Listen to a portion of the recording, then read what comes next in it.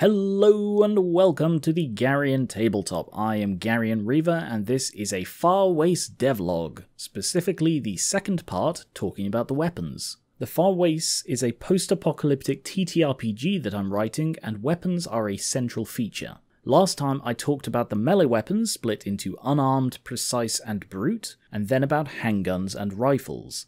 This time I'll go through the other 5 categories: SMGs, shotguns, heavies, explosives, and sprayers. First of all, bridging the gap between handguns and rifles, SMGs. SMGs come in 2 distinct forms, machine pistols and submachine guns. From what I understand, there are like 5 classifications for these things and they tend to overlap, so I'm keeping it simple. Machine pistols are one-handed, submachine guns are 2. The rest of the mechanics sort of write themselves. That said, they are all considered SMGs in this category. The thing with this category is they're rapid firing but inaccurate weapons. They're built more to get the bullets out there than to ensure they're on target. They're also a chance to overlap some ammo. Every weapon in this category shares ammo type with a handgun or rifle. The example is the .45 caliber. If you've heard of an Uzi, that's this. A professional one-handed gun that of course uses OBS. It has a 16 meter or close range. It can take 4 shots in action with a mag size of 12 and a recoil of 2.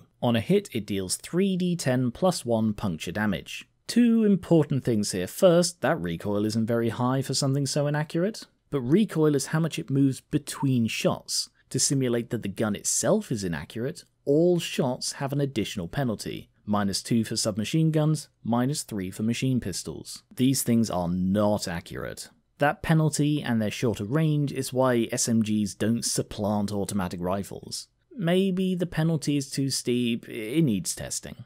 The second thing is that the damage is much higher than the .45 handgun. From what I understand, muzzle energy is dependent on the caliber, not on the gun. That .45 cal isn't going faster or harder out of the SMG than the pistol. So going from 2d4 to 3d10, how does that make sense? It ties into the fact that the SMG shoots only 4 shots in an action. That thing is spraying a lot more than 4 bullets, so I've scaled the damage between their relative rates of fire. Effectively, each individual bullet or 2 is still 2d4 damage, but there are a lot more of them being shot in the same time. It's not a perfect simulation, but imagine having to roll 10 shots per action. That would take forever. This is the best, cleanest way I can mathematically simulate the difference in bullets while keeping the exact same mechanics.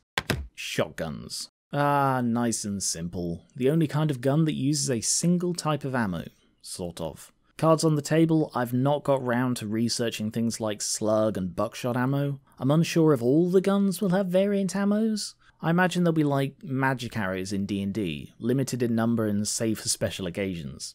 It's a topic for another day. Shotguns are short-ranged but solid. You've got break shotguns like double barrels, pump shotguns, semi-autos, automatics, sword-offs, plus the special ones like the laser, sonic, plasma. Let's just look at the pump. Amateur, 2 hands, OBS, a range of 8 meters, which is less than the shortest handgun range, or close for mapless. They get 2 shots per action with a mag size of 6 and 3 recoil. Hits deal 2d10 plus 1 puncture damage. Surprisingly, there isn't much of a power difference between the automatic and the break. It mostly comes down to how quickly they fire and reload. They all use 12 gauge shells and are almost all close range. Their advantage is their very small minimum range. The short shotgun doesn't have one at all. I expect a lot of the versatility of shotguns is in variant ammo, so I'll look into it.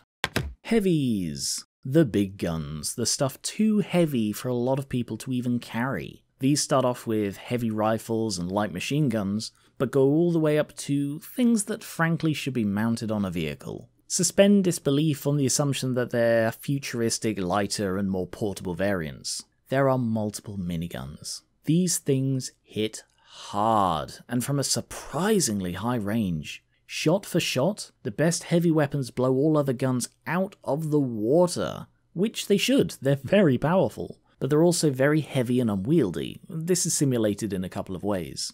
Let's look at the 7.62 machine gun, or as you probably know it, the classic minigun. It is a professional weapon that needs 2 hands, obviously, but doesn't use OBS to hit. Instead, it uses might.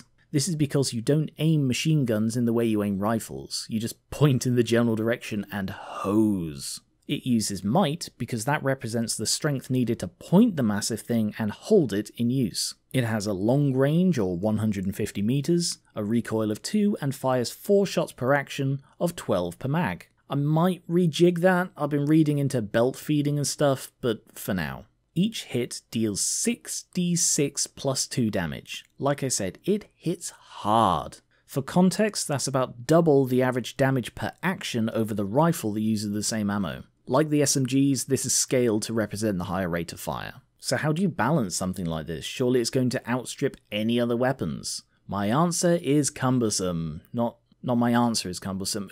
Cumbersome is the answer. The weapon is cumbersome. I might change the name. You have to point it and you have to spin it up. Essentially, it takes an action to prepare the weapon before you can fire it. You can then choose to fire it or not on subsequent actions, and you don't need to prepare it again unless you move. If you move, you have to prepare all over again. So to balance the awesome power of the heaviest weapons, it takes longer to fire, and they need to think carefully about where they stand. Last couple of categories, and this is where they get weird.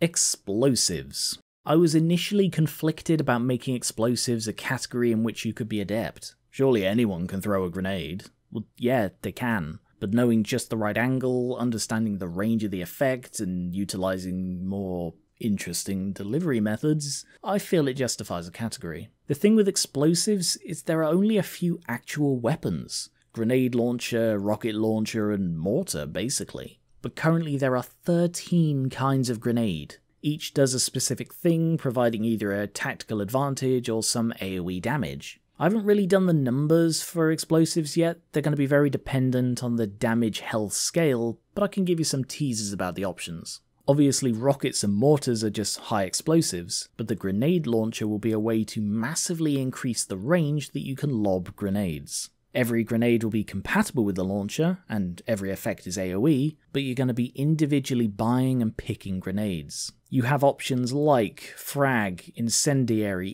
EMP, flashbang, shadowbang, smoke, sonic, spike, plasma, pulse, tear, and toxic. Each is unique and you've got to think carefully before you use them.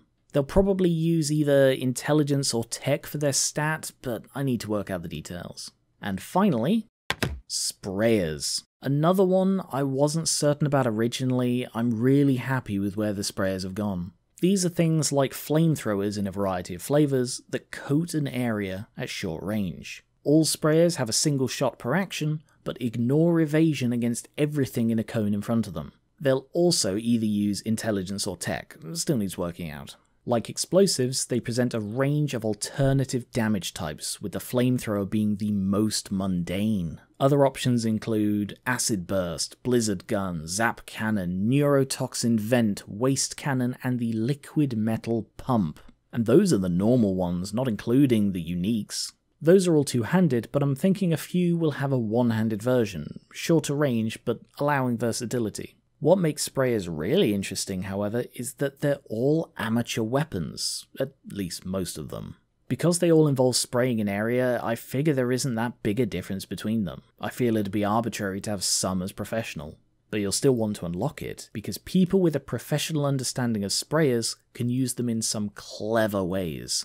Every non-unique sprayer has a secondary function that can only be used by professionals, like making their radioactive waste glow, creating barriers of ice, or concentrating your toxin to circumvent resistance. Each sprayer would present a different tactical edge, opening new strategies. And those are the 10 categories. This was just scratching the surface of the research and work I've been doing. Taking all of this information and distilling it down into consistent, balanced, and understandable mechanics is not the easiest. But it's given me much more of an idea of what we're working with in this world and game. Depending on the player's class, I'm expecting them to carry multiple weapons. I'll probably be looking at classes next, now that I get the weapons more.